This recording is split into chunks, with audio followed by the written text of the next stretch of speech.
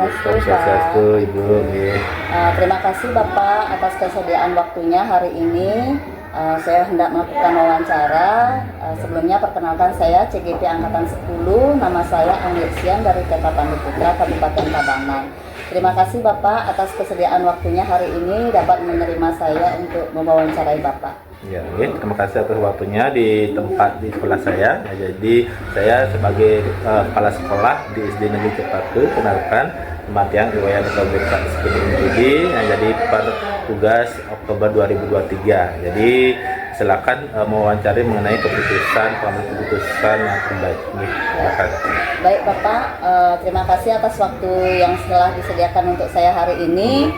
Ini untuk pemenuhan kebutuhan tugas saya di pendidikan program guru penggerak ya. Jadi di sini saya sudah memasuki modul 3.1 pengambilan keputusan berbasis nilai-nilai kebajikan sebagai pemimpin pembelajaran. Ya, baik Pak, saya mulai mewawancara Bapak ya. Silakan. Mohon izin.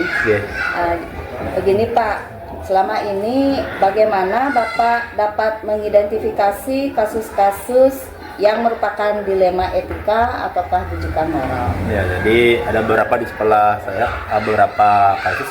Ya, jadi kalau bujukan moral itu memang dia adalah ujung-ujungnya adalah memang salah. Nah, jadi seperti yang ada yang sering di sini adalah guru yang dia ada kepentingan untuk misalnya manusianya, dia meninggalkan kelas itu namanya termasuk dia adalah bujukan moral. Jadi memang salah. Jadi itu melanggar dia aturan.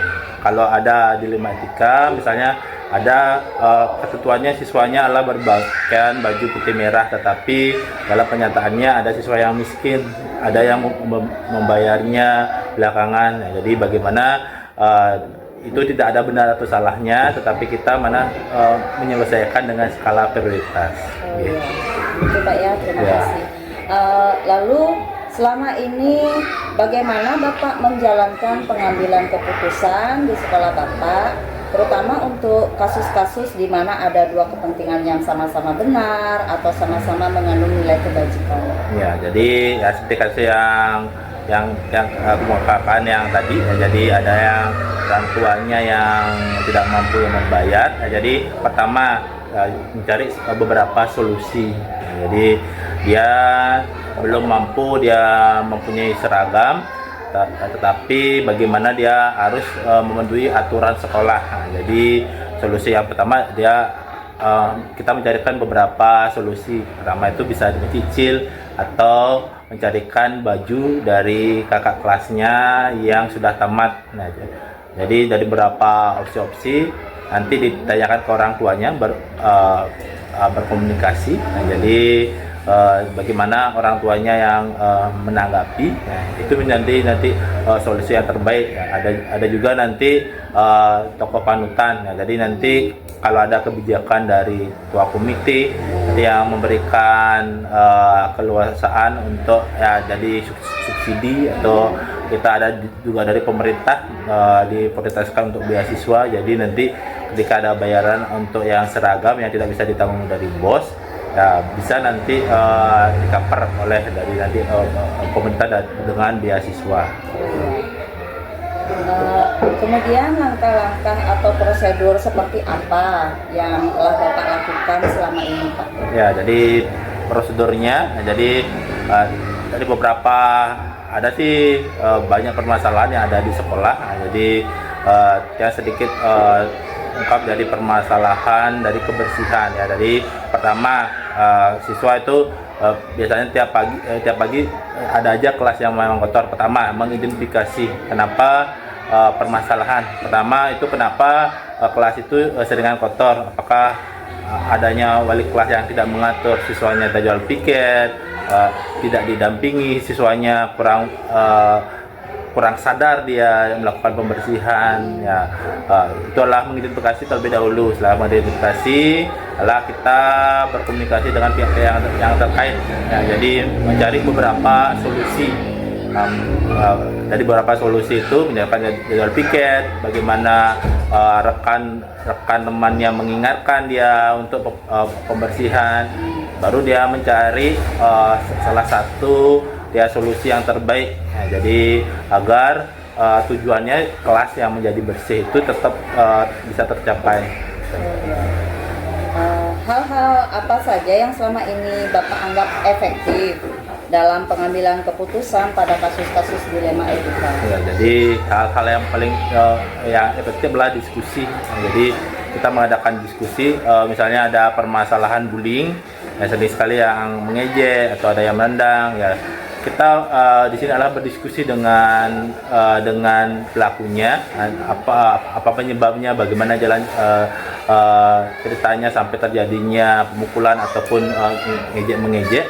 Ya, kita juga berkomunikasi dengan orang tuanya, bagaimana background yang ada di rumahnya, sehingga di sini adalah mencari solusi. Nah, jadi pertama adalah berdiskusi dan berkoordinasi adalah setelah itu kita mencari jalan keluar. Nah, jalan keluarnya bahwa anak-anak ini harus bersikap lebih sopan. Nah, adanya setelah mencari solusi adalah kesepakatan. Nah, jadi tanpa kita mencari jalan ini, biasanya kalau tidak ada kesepakatan biasanya sering dilanggar. Nah, jadi dengan kesepakatan tersebut adanya dialah kesadaran diri untuk menyanggupi menyelesaikan dengan menggunakan solusi tersebut. Nah, bagaimana di rumahnya dia tertib, dia juga bersikap di sekolah juga berimbas di sekolah, juga lebih sopan di sekolah. Ya. Kemudian Pak, hal-hal apa saja yang selama ini merupakan tantangan dalam pengambilan keputusan yang Bapak lakukan pada kasus-kasus dilema etika, Pak? Ya, jadi kayak yang kasus yang ada di sekolah seperti yang bullying itu yang biasanya ada tantangan, anak-anak itu sering kembali mengulangi tersebut. Nah, jadi adanya faktor pengawas, tentunya faktor pengawas baik dari guru maupun rekan sebaya yang jadi yang mengingatkan kalau memang dia ada namanya kayak di tabel kebaikan. Nah, jadi misalnya dia masih terus-terusan seperti itu, mungkin sampai dia levelnya agak parah, kita panggil bersama orang tua.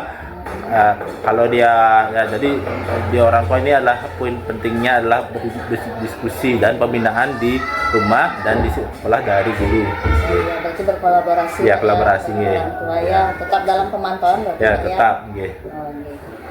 Kemudian nih Pak, kira-kira nih Bapak apakah memiliki tata kala atau jadwal khusus tertentu dalam menyelesaikan kasus dilema etika yang ada di sekolah Bapak?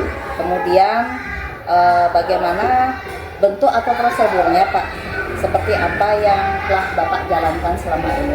Ya, jadi prosedurnya jika ada permasalahan yang ada di kelas, ya ada bullying atau ada yang sakit, ya prosedurnya dari wali kelas dulu ya menyelesaikan. Kalau sampai di wali kelas tidak bisa menyelesaikan, ditangani oleh kepala sekolah, dan kepala sekolah sampai dia mungkin ke kasusnya agak keras atau tingkatnya lebih tinggi, dia mengajak orang tuanya untuk berkomunikasi. Nah, jadi biar tidak sekolah saja yang disalahkan terhadap sikap anaknya, jadi biar tahu orang tua. Nah, jadi itulah prosedurnya, jadwalnya. Kalau per jadwal, untuk jadwalnya kapan itu ada kejadian itu segera kita lakukan pembinaan tanpa menunggu hari yang selanjutnya, karena kalau yang seperti itu akan menumpuk terus. Nah, jadi dari kebiasaan nanti ada teman lain ikut mengejek kita yang di Cipaku, langsung dia kalau ada kejadian atau itu kita pembinaan dari wali kelasnya langsung. Ya, nanti kalau dari kepala sekolah mungkin terjadwal nanti dan berkomunikasi dengan orang tuanya. Okay. Iya, jadi sangat bagus, betul sekali ya Pak ya. Ya dengan pengalaman di ini ya. Mungkin saya akan belajar banyak dari Bapak dari wawancara ini Pak. Jadi banyak ada inspirasi Pak ya. Kemudian ini Pak, adakah seseorang atau faktor-faktor apa yang selama ini mempermudah atau membantu Bapak dalam pengambilan keputusan dalam kasus-kasus dilema etika, Pak? Ya, jadi itu dilema etika. Jadi yang menjadi jadi panduan. Jadi kita yang panduan adalah mencari solusi yang terbaik. Jadi kita yang dalam pengambilan keputusan adalah berpusat pada siswa. Jadi bagaimana keputusan tersebut yang terbaik untuk siswa. Jadi adapun juga yang tokoh-tokoh yang terlibat bukan hanya dari guru saja, lingkungan guru, tapi juga stakeholder. Misalnya bisa juga dikuatkan oleh komite atau pemerintah desa. Jadi kalau seperti misalnya ada yang kasus misalnya yang ada anak yang misalnya sampai tidak bisa membayar, ya bisa dari pemerintah desa nanti gini yang membantu. Nanti akan dibantu juga beasiswa atau sumbangan dari desa gitu. Berarti banyak sekali ada alternatif ya Pak ya, untuk diajak berkolaborasi. Ya, kolaborasi. Kemudian ini Pak, pertanyaan terakhir Pak, dari semua hal yang telah Bapak sampaikan, dari penyelesaian kasus-kasus, pengambilan keputusan yang telah Bapak lakukan sebagai kepala sekolah, tentunya ada suatu pembelajaran ya Pak ya. Nah, jadi apa yang dapat Bapak petik pengalaman Bapak di dalam mengambil keputusan dilema etika selama ini Pak? Ya, jadi pengambilan keputusan itu ya bukan dari sepihak kita saja yang menyelesaikan, tetapi kita tanyakan permasalahan, penyebabnya, identifikasi permasalahan. Setelah identifikasi permasalahan, ya kita tanya dari perasaan dari siswanya, bagaimana yang dirasakan. Jadi ya kita ikutkan stakeholdernya, berkolaborasi dengan guru, dengan orang tua, yang mencari jalan tengah, jalan solusi yang terbaik. Setelah itu, setelah sudah dapat solusi, kita kesepakatan. Jadi kesepakatan itu adalah kita mengukuhkan bahwa solusi ini yang tepat, dan yang paling penting adalah konsisten. Nah, jadi dapatlah konsisten sehingga permasalahan itu tidak terulang kembali. Baik Kak, terima kasih banyak. Hari ini wawancara kita dapat berjalan dengan lancar Pak ya. Jadi banyak sekali ada hal-hal yang dapat menginspirasi saya Pak, dari penjelasan Bapak tentang pengambilan keputusan menghadapi dilema etika yang ada di sekolah Bapak. Ya, baik Pak, terima kasih atas waktunya. Saya mohon pamit Pak ya. Om Santi Om. Lagi Pak. Semua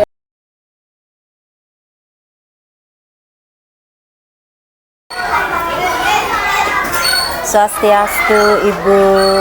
Swastiastu Bu Guru. Ya. Selamat pagi Bu ya. Selamat pagi. Bagaimana kabar Ibu hari ini? Baik-baik. Ya.